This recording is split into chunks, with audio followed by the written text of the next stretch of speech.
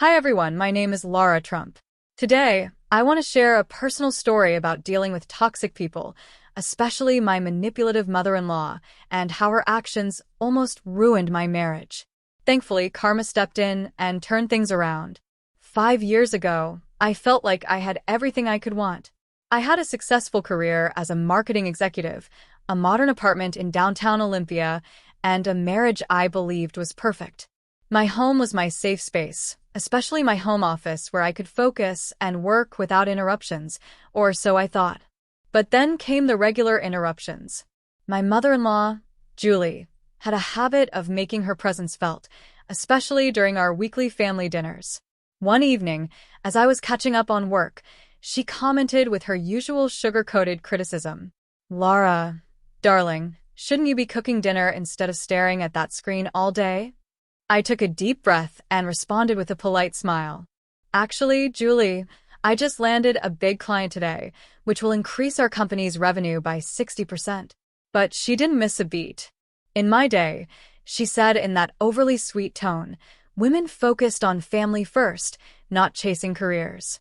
Don't you think so, Scott?" Scott, my husband, kept his eyes down on his plate. He muttered, "Mom, Lara's work is important to her.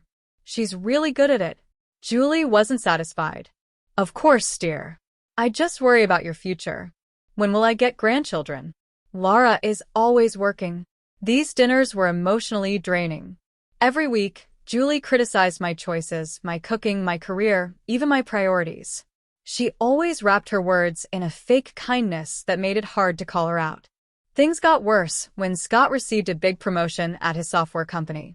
I was genuinely happy for him, but Julie found a way to twist the moment into her advantage. During dinner, she announced, "Oh, my precious boy, this is such exciting news. I'll move in temporarily to help you both adjust to this new phase." I nearly dropped my fork. "That's really not necessary, Julie. We're doing fine on our own." She ignored me completely. "Nonsense. My doctor says my blood pressure is too high. I'll feel much better being close to my son during this time." Scott looked worried. "Mom, are you sure you're okay?" he asked. That's when it hit me. Her health problems always seemed to show up whenever she wanted something. Later that night, I realized Julie's behavior wasn't random. It was part of a pattern of manipulation. Her health scares, sweetly worded insults, and constant meddling were all ways to control us. It was exhausting, and I knew I couldn't let it continue. This was just the beginning of my journey to set boundaries, reclaim my space, and protect my marriage. I'll share how I handled it and the lessons I learned along the way in the next part of my story. I decided it was time to confront Scott.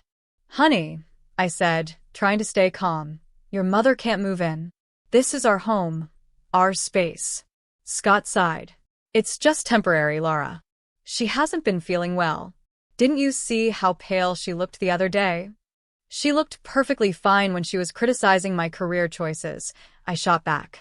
Scott frowned. "You're being unfair. She's old school, Laura. She's just worried about us." I didn't argue further, but something about the situation felt off. The next week, I overheard Julie talking on the phone while she was out in the garden. Her tone was cheerful, completely different from the frail image she had been projecting. "Yes, Maria," she said, "the doctor says I'm fit as a fiddle, but Scott doesn't need to know that. A mother knows best, and that wife of his needs to learn her place." I froze, my heart pounding. Was she faking everything? My hands shook as I quietly recorded her conversation on my phone. This was proof that she had been manipulating us all along. Part of me wanted to confront her right away, but I knew I needed to wait and think this through. Something told me this was just the beginning. A week later, Julie arrived, bringing more luggage than seemed reasonable for someone claiming to stay temporarily. She stood in the lobby, directing Scott like a drill sergeant. "Scott, be careful with those bags," she said. "They're my special china." Scott looked confused. "Mom, I thought this was just for a few weeks, during your renovation." "Well, dear," she replied with a sly smile, "one can never be too prepared." "Oh, Laura," she said, turning to me, "instead of standing there, could you help with the delicate items?" I clenched my teeth. I was in the middle of an important client call, but had to cut it short to avoid a scene. "Coming, Julie," I said, forcing a smile. The next morning, I walked into my home office, ready to start my workday. To my shock, Julie was there, rearranging my furniture. "What are you doing in here?" I asked, trying to keep my voice steady. "Oh, darling," she said sweetly, "I can't manage those steep stairs with my back condition. The doctor said I need a ground floor space." "This is my office," I said firmly. "I have meetings all day." She ignored me and called out, "Scott, sweetie, could you come here for a moment?" Scott walked in, already dressed for work. "What's wrong, Mom?" "The stairs, dear," she said, clutching her lower back. "My back can't handle them." The doctor was very clear. Scott looked at me hesitantly. "Laura, maybe you could temporarily set up on the covered balcony. It's spacious." "Are you serious?" I asked, feeling my patience slipping away. This was no longer about space. It was about control, and I wasn't going to let her take over my life. I tried to stay calm as I reminded Julie, "I have confidential meetings with clients. Please respect that space." She didn't miss a beat. With a dramatic gasp, Julie clutched her chest and staggered backward as if the stress was too much for her to bear. "Oh, the pressure. I can't breathe," she cried. "Mom," Scott exclaimed, rushing to her side. "Laura, call an ambulance." Julie weakly waved her hand. "No. No ambulance. I just need rest," she said in a frail voice, sinking onto the couch in my office. Scott turned to me with a stern look. "Laura, can't you see how stressed she is? Just let her stay here for a few weeks, please." Feeling outnumbered, I reluctantly moved my equipment to the balcony that evening. Through the glass doors, I watched Julie gleefully rearranging everything in my office as though it was hers. She seemed perfectly fine now, even humming to herself. At 3 a.m., I woke up thirsty and went to the kitchen for water. On my way back, I heard muffled voices coming from the office. Curious, I peeked in and froze. Julie was on the phone talking with someone. "Maria, you wouldn't believe it," she said, laughing softly. "That little princess actually moved to the balcony." "Yes, the balcony. Can you imagine? Phase 1 is complete. Scott always caves when I mention my health. Give it another month, and she'll be out completely." "Oh, and her client list?" "Found it. I've been making some interesting calls." "And her laptop?" "So easy to accidentally spill something on. Soon, she won't even be able to work." My blood ran cold. I hit record on my phone, capturing every word. The next day, I was in the middle of an important video conference when Julie waltzed in, holding my disconnected Ethernet cord. "Oh, dear. Was this important?" she asked, her smile syrupy sweet.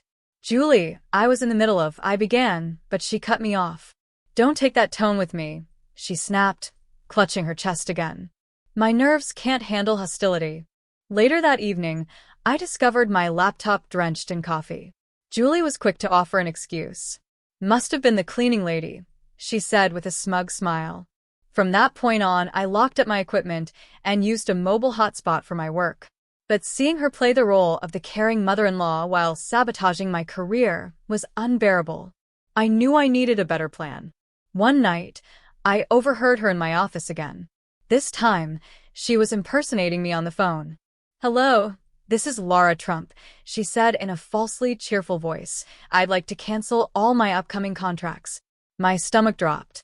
She was actively trying to destroy my career.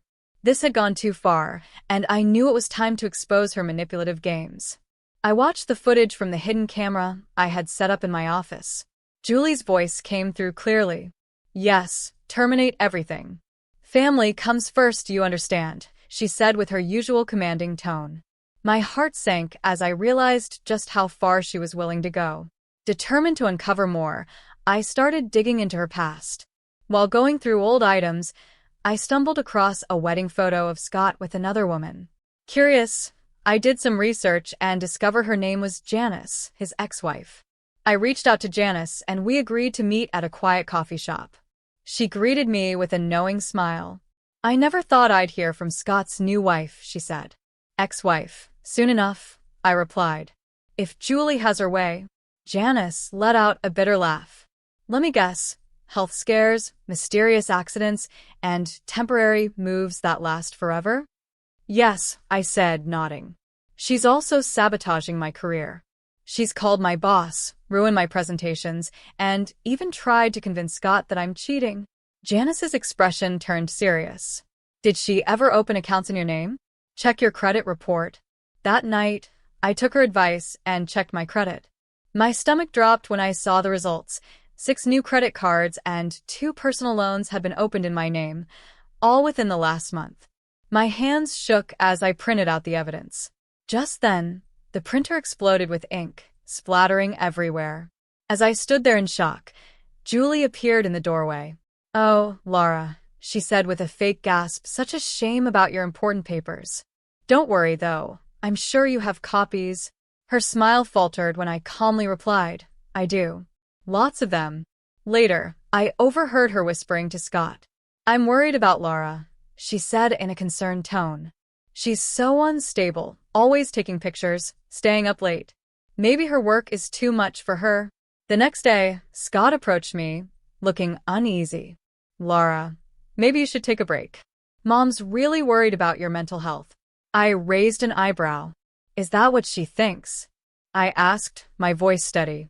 Interesting timing, since her apartment renovation was supposed to be finished weeks ago. She's just concerned, Scott said defensively. Maybe if you were more understanding like Janice. His words hit me, but I kept my composure. I smiled coldly. Janice? Funny you mention her. Did you know your mother drove her away? History repeats itself, Scott. But I'm not Janice. I laid out all the evidence. Fraud, identity theft, and sabotage. Scott stared in disbelief as I explained how Julie had been quietly destroying my career and our relationship. Julie thought she could break me without leaving a trace, but she underestimated me. This wasn't over. It was time for her actions to catch up with her. I was determined to bring Julie's schemes to light. The next morning, my phone rang. Miss Trump, congratulations on landing the Thompson account. The VP position in our Los Angeles office is yours if you want it, said my boss. The timing couldn't have been better. That same morning, I anonymously submitted all the evidence I had gathered to the FBI's Financial Crimes Unit and the state's Insurance Fraud Division. It was time for Julie to face the consequences of her actions. At dinner that evening, I decided to deliver the final blow. I looked Julie in the eye and said, I'm moving to Los Angeles for promotion. Scott can stay here with you since you seem to need him so much.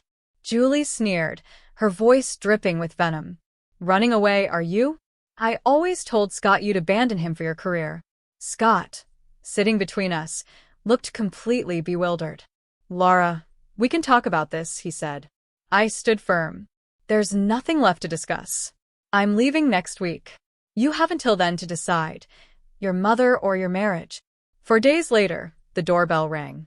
When I opened it, 2 agents stood on the doorstep. Mrs. Julie Trump, we have some questions about multiple insurance claims and recent loan applications, one of them said. Julie's face twisted in anger.